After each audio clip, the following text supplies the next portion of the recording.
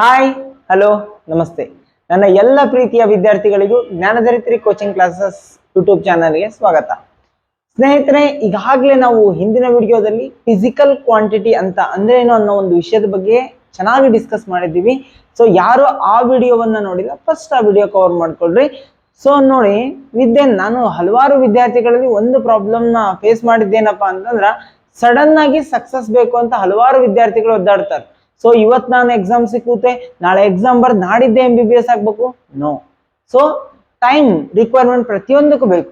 ಒಂದು ಸಣ್ಣ ಬೀಜ ಹಾಕಿದ್ದನ್ನ ಫಲ ಪಡಿಬೇಕಪ್ಪ ಅಂದ್ರೆ ಸುಮಾರು 6 ರಿಂದ 7 ತಿಂಗಳುಗಳ ಕಾಲ ಬೇಕು. ಸೊ ಅದೇ ರೀತಿ ನಿಮ್ಮ ಲೈಫಿನ ಒಂದು ಬೀಜವನ್ನ ಬಿತ್ಕೊಳ್ತಾ ಇದ್ದೀರಿ. ಸೊ ಹಾಗಾಗಿ ಏನಪ್ಪಾ ಅಂತಂದ್ರ you have to require a time. ಆ ಸಮಯವನ್ನ ವೇಟ್ ಮಾಡ್ರಿ, ಪ್ರತೀಕ್ಷೆಯನ್ನ ಮಾಡ್ರಿ. ಸೊ ಆ ಪ್ರತೀಕ್ಷೆ ನಿಮ್ಗೊಂದು ಗುಡ್ ರಿಸಲ್ಟ್ ಕೊಡ್ಲಿ ಅಂತ ಹೇಳ್ತಾ, ಸೊ ಇವತ್ತಿನ ಟಾಪಿಕ್ ಒಳಗೆ ನಾನ್ ಮಾತಾಡೋದೇನಪ್ಪಾ ಅಂತಂದ್ರೆ ಯೂನಿಟ್ ಬಗ್ಗೆ. ಸೊ ಹಾಗಾದ್ರೆ ಯೂನಿಟ್ ಅಂತಂದ್ರೆ ಏನು, ಆ ಯೂನಿಟ್ ನ ಯಾವ್ಯಾವ ಟೈಪ್ಸ್ ಆಫ್ ದಿ ಯೂನಿಟ್ಸ್ ನ ಫಸ್ಟ್ ಬರ್ದಿದ್ರಿ, ಯಾವ್ಯಾವ ಸಿಸ್ಟಮ್ ಆಫ್ ದಿ ಯೂನಿಟ್ಸ್ ಅದವು, ಸೊ ಯಾವ್ದು ಫಂಡಮೆಂಟಲ್ ಯೂನಿಟ್, ಯಾವ್ದು ಡಿರೈವ್ಡ್ ಯೂನಿಟ್. ಸೊ ಅದೇ ರೀತಿ ಹಲವಾರು ಸಿಸ್ಟಮ್ಗಳು ಬಂದು, system of units, that is so many system of units ಬಂದು. ಸೊ ಅದ್ರ ಬಗ್ಗೆ ಮತ್ತೇನಪ್ಪಾ ಅಂತಂದ್ರ SI ಯೂನಿಟ್ಸ್, ಅದ್ರ ಬಗ್ಗೆ ಒಂದಿಷ್ಟನ್ನ ಈ ವಿಡಿಯೋದಲ್ಲಿ ಡಿಸ್ಕಸ್ ಮಾಡೋಣ. So first topic is unit. Unit ನಮ್ಗೆ ಯಾಕೆ ಬೇಕು? ಫಸ್ಟ್ ನಾವು ಮೇಜರ್ಲಿ ಥಿಂಕ್ ಮಾಡೋದು, ಯಾವುದೋ ಒಂದು ಸಬ್ಜೆಕ್ಟ್ ಅನ್ನ ತಗೊಂಡಾಗ್ಲೂ ಕೂಡ ಫಸ್ಟ್ ನಮ್ಗ ಯೂನಿಟ್ ಯಾಕೆ ಬೇಕು. ಫಾರ್ ಎಕ್ಸಾಂಪಲ್, ನಿನ್ನೆ ಒಂದು ಎಕ್ಸಾಂಪಲ್ ತಗೊಂಡಿದ್ವಿ, 25 kg ಆಫ್ ದಿ ರೈಸ್ ಅಂತ. ಅಲ್ಲಿ ಕೆಜಿ ಅಂತಕ್ಕಂಥದ್ದು ನಮ್ಗೆ ಏನಾಗಿತ್ತಪ್ಪ ಅಂತಂದ್ರೆ ಯೂನಿಟ್ ಆಗಿತ್ತು.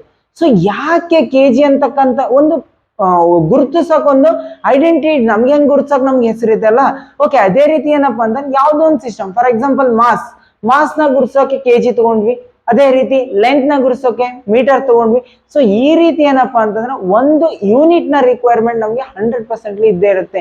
ಸೊ ಅದ್ರೊಳಗೆ ಫಸ್ಟ್ ನೋಡ್ರಿ ಇಲ್ಲಿ, so internationally accepted standard reference ನ ನಾವೇನಂತ ಕರಿತಾವಪ್ಪ ಅಂತಂದ್ರೆ ಯೂನಿಟ್ ಅಂತ ಕರಿತೀವಿ. ಫಾರ್ ಎಕ್ಸಾಂಪಲ್, ಬೇರೆ ನಾವೀಗ ಅಂತಾರಾಷ್ಟ್ರೀಯ ಒಳಗೆ ವ್ಯವಹಾರವನ್ನ ಮಾಡ್ತಿರ್ತೀವಿ. ಸೊ ಆ ಟೈಮಿಗೆ ನಮ್ಗ ಯಾವ್ದು ಒಂದು ಯೂನಿಟ್ ಇಲ್ಲ. ಫಾರ್ ಎಕ್ಸಾಂಪಲ್, ಯಾವ್ದೊಂದು ಈರುಳ್ಳಿನ ಆಮದು ಅಥವಾ ಮಾಡ್ತಿರ್ತೀವಿ ಅಥವಾ ರಫ್ತಾರ ಮಾಡ್ತಿರ್ತೀವಿ, it means export or import ಮಾಡ್ತಿರ್ತೀವಿ.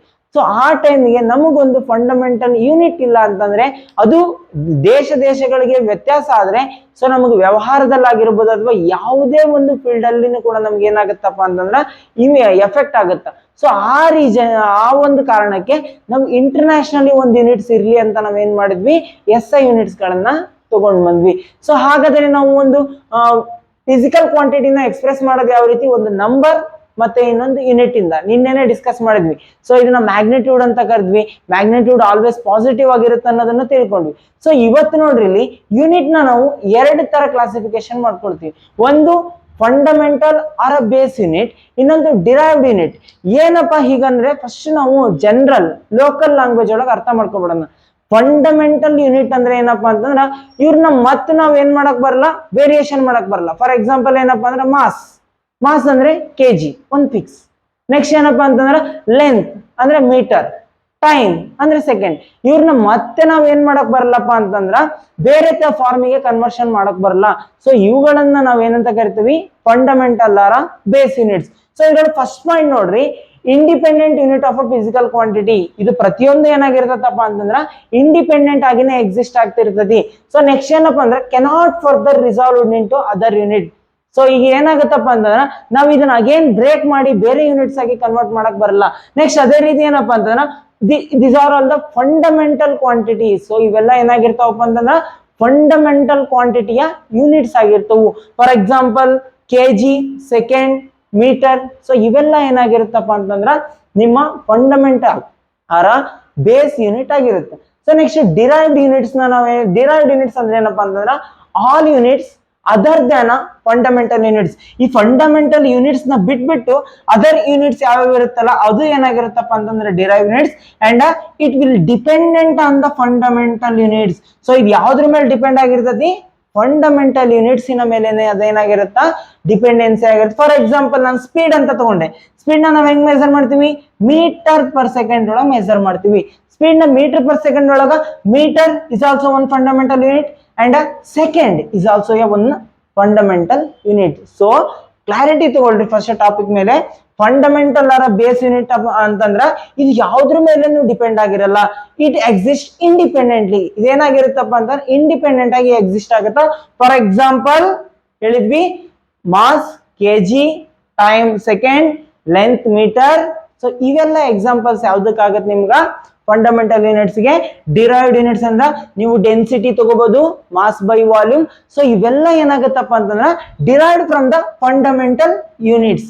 ಸೊ ಇದನ್ನ ನಾವೇನಂತ ಕರಿತೀವಿ, that is your derived units ಅಂತ ಕರಿತೀವಿ. ಸೊ ಅದಾದ ನಂತರ ಸಾಕಷ್ಟು ಸಿಸ್ಟಮ್ ಆಫ್ ದಿ ಯೂನಿಟ್ಸ್ ಗಳನ್ನ ತಗೊಂಡ್ಬಂದ್ರು. ಬೇರೆ ಬೇರೆ ದೇಶದವರು ಬೇರೆ ಬೇರೆ ಟೈಪ್ ಆಫ್ ಫಾರ್ಮ್ ಒಳಗೆ ತಗೊಂಡ್ಬಂದ್ರು. ಅದ್ರೊಳಗೆ 3 ಮೇಜರ್ ಯಾವ್ದಪ್ಪ ಅಂತಂದ್ರ CGS, FPS ಅಂಡ್ MKS ಅಂತ. ಸೊ ಹಾಗಾದ್ರೆ ಇದು ಯಾವ್ದಾವ್ದಕ್ಕೆ ತಗೊಂಡ್ಬಂದ್ರೆ ನೋಡ್ರಿ, ಯೂನಿಟ್ಸ್ ಏನಿಲ್ಲಿ ಲೆಂತ್, ಮಾಸ್, ಟೈಮ್. ಸೊ ಇವುಗಳ ಬೇಸ್ ಮೇಲೆ ಕ್ಲಾಸಿಫಿಕೇಶನ್ ಬೇರೆ ಬೇರೆ ತರ ಮಾಡ್ಕೊಂತ ಹೋದ್ರು.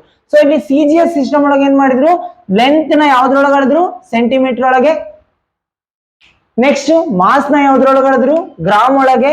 ಅಂಡ್ ನೆಕ್ಸ್ಟ್ ಟೈಮ್ ನ ಯಾವ್ದ್ರೊಳಗೆ ಹೇಳಿದ್ರು, ಸೆಕೆಂಡ್ ಒಳಗೆ. ಅಂಡ್ ನೆಕ್ಸ್ಟ್ ಅದೇ FPS ಸಿಸ್ಟಮ್ ಒಳಗೆ ಲೆಂತ್ ನ ಫೂಟ್ ಅಂಡ್ ಮಾಸ್ ನ ಪೌಂಡ್ ಒಳಗೆ ಅಂಡ್ ಟೈಮ್ ನ ಸೆಕೆಂಡ್ ಒಳಗೆ. ಸೊ ನೆಕ್ಸ್ಟ್ MKS ಸಿಸ್ಟಮ್ ಅಂತಂದ್ರ so metre, kilogram, second. Length ನ ಮೀಟರ್ ಒಳಗೆ, ನೆಕ್ಸ್ಟ್ ಮಾಸ್ ನ ಕಿಲೋಗ್ರಾಮ್ ಒಳಗೆ, ಟೈಮ್ ನ ಸೆಕೆಂಡ್ ಒಳಗೆ. ಸೊ ಈ ರೀತಿ ಏನಪ್ಪಾ ಅಂತಂದ್ರ ಹೆಸರೊಳಗೆ ನೆನ್ಪಿಟ್ಕೊಬಿಡ್ರಿ, CGS centimetre, gram, second. CGS ಅಂದ್ರೆ ಸೆಂಟಿಮೀಟರ್, ಗ್ರಾಮ್, ಸೆಕೆಂಡ್ ಅಂತ. FPS ಅಂದ್ರೆ foot, pound, second. So common ಆಗಿರೋದು ಇಲ್ಲಿ ಎಲ್ಲದಕ್ಕೂ ಸೆಕೆಂಡ್. ಡೋಂಟ್ ವರಿ, ಅದ್ರ ಬಗ್ಗೆ ಯೋಚನೆ ಮಾಡ್ಬೇಡ್ರಿ. Next gram, pound, kilogram. Next centimetre, foot, metre. So ಈ ರೀತಿ ಏನಾಗ್ತಪ್ಪ ಅಂತಂದ್ರ ಹಲವಾರು ಸಿಸ್ಟಮ್ಸ್ ಬಂದು, ಸೊ ಅವುಗಳ ಬೇಸ್ ಮೇಲೆ ನಾವೇನ್ ಮಾಡಿದ್ವಿ, CGS, FPS ಅಂಡ್ MKS ಅನ್ನೋ ಸಿಸ್ಟಮ್ಸ್ ನಾವು ತಗೊಂಡ್ ಬಂದ್ವಿ. ನೆಕ್ಸ್ಟ್ ಇದೆಲ್ಲ ಒಂದು ದೇಶ ಇನ್ನೊಂದು ದೇಶ ತನ್ನನ್ನ ಮೇಜರ್ ಮಾಡ್ಕೊಳ್ಳೋ ವ್ಯತ್ಯಾಸ ಆಗೋದ್ರಿಂದ ಸೊ ಒಂದ್ಸತಿ ಏನ್ ಮಾಡ್ತಾರಪ್ಪ ಅಂತಂದ್ರ ಇಂಟರ್ನ್ಯಾಷನಲ್ ಸಿಸ್ಟಮ್ ಆಫ್ ಯೂನಿಟ್ಸ್ ಅಂದ್ರೆ SI ಯೂನಿಟ್ ಆಗಿ ಪರಿವರ್ತನೆಯನ್ನ ಮಾಡ್ತಾರೆ. ಸೊ ಅಲ್ಲೇನಾಗತ್ತಪ್ಪ ಅಂತಂದ್ರ ಫಿಸಿಕಲ್ ಕ್ವಾಂಟಿಟಿ ಯಾವ್ದ್ಯಾವ್ದು ಅದರ ಯೂನಿಟ್ಸ್ ಇದು ಎಲ್ಲಾ ಕಡೆನೂ ಒಂದೇ ಆಗಿರುತ್ತೆ. ನೀವು ನಾರ್ಮಲಿ ಫಿಸಿಕ್ಸ್ ಓದುವಾಗ ಸೊ ಇದಷ್ಟುನು ಫಿಸಿಕ್ಸ್, ಕೆಮಿಸ್ಟ್ರಿ ಯಾವುದೇ ಒಂದು ಸಬ್ಜೆಕ್ಟ್ ಓದ್ತಿರುವಾಗಲೂ ಇವು ಫಂಡಮೆಂಟಲಿ ಆಗಿರ್ತವು. ಯಾವುದೇ ದೇಶಕ್ಕೆ ಹೋದ್ರು ಇದನ್ನ ಇಂಟರ್ನ್ಯಾಷನಲ್ ಅಕ್ಸೆಪ್ಟೆಡ್ ಇರ್ತದೆ. ಸೊ ಇಲ್ಲೇನಾಯ್ತು, ಲೆಂತ್ ಗೆ ಮೀಟರ್, ಇಟ್ಸ್ ವೆರಿ ಇಂಪಾರ್ಟೆಂಟ್. ನಾವು ಯಾವುದೇ ಒಂದು ಚಾಪ್ಟರ್ ಫಿಸಿಕ್ಸ್ ಹೋದಾಗಲೂ ಕೂಡ ಇದು ಯೂಸ್ ಆಗೇ ಆಗತ್ತೆ. ಓಕೆ, ನೆಕ್ಸ್ಟ್ ಇಲ್ಲಿ ಲೆಂತ್ ಗೆ ಮೀಟರ್ ಅಂಡ್ ಮಾಸ್ಗೆ ಕಿಲೋಗ್ರಾಮ್, ಟೈಮಿಗೆ second. Next electric current ampere. Okay, next thermodynamic temperature ಗೆ kelvin and amount of substance that is the mole. Chemistry ಒಳಗಂತೂ mole concept is very very important. So ಹಾಗಾಗಿ SI units ನ 100% ನೀವು ಕಲಿಲೇಬೇಕಾಗತ್ತ. Next ಏನಪ್ಪಾ ಅಂತಂದ್ರ that is luminous intensity, that is candela. ಅದನ್ನ CD ಇಂದ ಗುರುತಿಸ್ತೀವಿ. ಸೊ ಅದಾದ ನಂತರ ಇನ್ನು ಸಪ್ಲಿಮೆಂಟರಿ ಫಿಸಿಕಲ್ ಕ್ವಾಂಟಿಟೀಸ್ ಅಂತ ಬರ್ತಾವ. ಸಪ್ಲಿಮೆಂಟರಿ ಫಿಸಿಕಲ್ ಕ್ವಾಂಟಿಟೀಸ್ ಅಂತಂದ್ರೆ ಏನಪ್ಪಾ ಅಂತಂದ್ರ ಇಲ್ಲಿ ಒಂದು ಪ್ಲೇನ್ ಆಂಗಲ್ ಮತ್ತ ಸಾಲಿಡ್ ಆಂಗಲ್ ಅಂತ ಬರ್ತದೆ. Plane angle and solid angle ಅಂತ. ಸೊ ಈ ಪ್ಲೇನ್ ಆಂಗಲ್ ನ ಹೆಂಗ್ ಗುರುತಿಸ್ತಾವಪ್ಪ ಅಂತಂದ್ರ that is your radian. Plane angle ನ ಯಾವ್ದ್ರಿಂದ ಗುರುತಿಸ್ತೀವಿ, that is your radian. And solid angle ನ ಯಾವ್ದ್ರೊಳಗೆ ಗುರುತಿಸ್ತಾವಪ್ಪ ಅಂತಂದ್ರ steradian. Steradian. So ಇದ್ರ ಮೂಲಕ ಏನ್ ಮಾಡ್ತೀವಿ, ಗುರುತಿಸ್ತೀವಿ. ದಟ್ ಈಸ್ SR ಅನ್ನೋದ್ರ ಮೂಲಕ ಏನ್ ಮಾಡ್ತೇವೆ ನಾವು ಗುರುತಿಸ್ತೀವಿ. ಇದು ಏನಪ್ಪಾ ಅಂತಂದ್ರ ಯೂನಿಟ್ ಬಗ್ಗೆ ನೀವು ತಿಳ್ಕೊಬೇಕಾಗಿರೋದು. ಒಂದ್ಸತಿ ರೀಕ್ಯಾಪ್ ಮಾಡ್ಕೊಬಿಡೋಣ. ಫಸ್ಟ್ ಯೂನಿಟ್ ಅಂದ್ರೆ ನೋಡಿದ್ವಿ, that is internationally accepted standard reference ನ ನಾವೇನ್ ಮಾಡಿದ್ವಿ, ಯೂನಿಟ್ ಅಂತ ಕರೆದ್ವಿ. ಅದ್ರೊಳಗೆ ಫಿಸಿಕಲ್ ಕ್ವಾಂಟಿಟಿನ ಯಾವ ರೀತಿ ಎಕ್ಸ್ಪ್ರೆಸ್ ಮಾಡಿದ್ವಿ ನಾವು, ಒಂದು ನಂಬರ್ ಇಂಟು ಯೂನಿಟ್. ನಂಬರ್ ಮತ್ತೆ ಯೂನಿಟ್ ಸ್ವಲ್ಪ ಫಾರ್ ಎಕ್ಸಾಂಪಲ್ ನಾವು ನಿನ್ನೆ ಥಿಂಕ್ ಮಾಡಿದ್ವಿ, ದಟ್ ಈಸ್ 25 kg. 25 kg ಅಂತಂದ್ರೆ ಇದು 25 ಅಂತಕ್ಕಂಥದ್ದು ನಂಬರ್ ನ ರೆಪ್ರೆಸೆಂಟ್ ಮಾಡಿದ್ರೆ, ಈ kg ಅಂತಕ್ಕಂಥದ್ದು ಏನ್ ಗುರುತಿಸ್ತಪ್ಪ ಅಂತಂದ್ರ ಯೂನಿಟ್ ನ ಗುರುತಿಸ್ತತಿ. ಸೊ ಯೂನಿಟ್ ಒಳಗೆ ನಾವು ನೋಡಿದ್ವಿ ಎರಡು ಟೈಪ್ ಬಂದು, ಒಂದು fundamental or base units and derived unit. ಇವು ಎರಡನ್ನೂ ಸೇರಿಸಿ ನಾವೇನಂತ ಕರಿತೀವಿ, ಇವರ ಸಿಸ್ಟಮ್ ಆಫ್ ಯೂನಿಟ್ಸ್ ಅಂತ ಕರಿತೀವಿ. ಇದು ಇಂಡಿಪೆಂಡೆಂಟ್ ಆಗಿ ಎಕ್ಸಿಸ್ಟ್ ಆಗುತ್ತಾ, ಇಂಡಿಪೆಂಡೆಂಟ್ಲಿನೇ ಇರುತ್ತೆ, ಮತ್ತೆ ಯಾವುದು ಡಿರೈವ್ಡ್ ಬರಲ್ಲ. ಬಟ್ ಇದು it depends on what, fundamental units. So next ನೋಡಿದ್ವಿ ನಾವು CGS, FPS, MKS ನ. ನೆಕ್ಸ್ಟ್ ಈ SI units. SI units is very important. ಒಂದ್ಸತಿ ಬೇಕಾದ್ರೆ ಸ್ಕ್ರೀನ್ ಶಾಟ್ ತಗೋತಿದ್ರೆ ತಗೊಳ್ರಿ. ಸೊ ಏನ್ ಮಾಡ್ರಪ್ಪ ಅಂತಂದ್ರೆ ಇದನ್ನ 100% ನೀವು ಕಲೀಲೇಬೇಕಾಗತ್ತಾ.